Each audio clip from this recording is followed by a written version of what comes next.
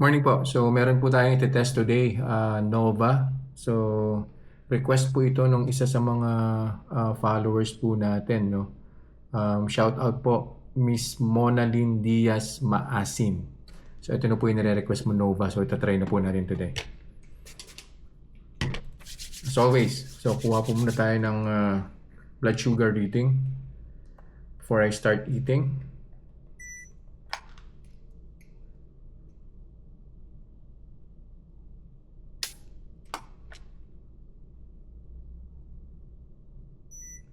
Yan.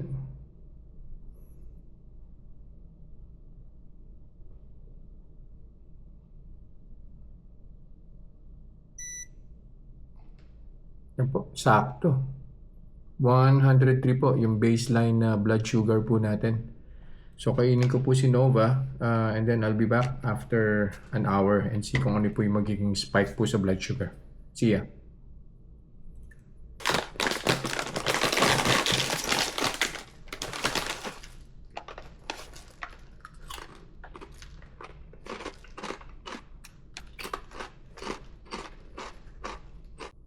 Nakaisang oras na po. So, check na po tayo ng blood sugar. And see kung ano po yung spike. So, by the way, nakalimutan ko pong banggitin kanina. No? Si Nova po, 78 grams po yung total weight po niya. Tapos, multi-grain po siya. It says also on the pack na 22 grams po yung carbohydrates niya. And 3 grams lang po yung sugar.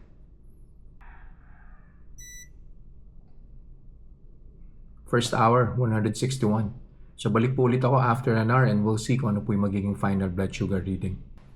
Final reading na po ng blood sugar.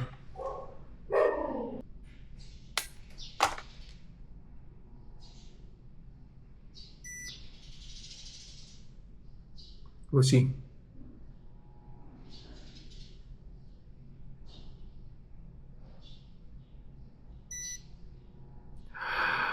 Oh my goodness. So, kailangan po nating mag-test ulit on the third hour. So, it seems na pareho lang po siya ni Granny Goose. Umakyat po siya on the first hour. Tapos, imbis na bumaba po on the second hour, lalo pa po siyang tumaas. Balitaan ko po kayo dun po sa third hour of blood sugar reading. See ya.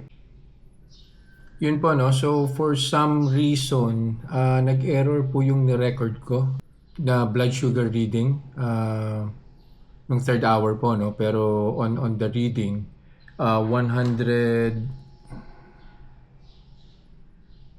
Bumaba po siyang 162. Obviously, hindi ko po marirecommend si Nova. Almost the same with Granny Goose.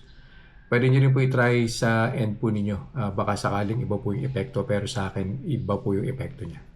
Salamat po. Bye-bye.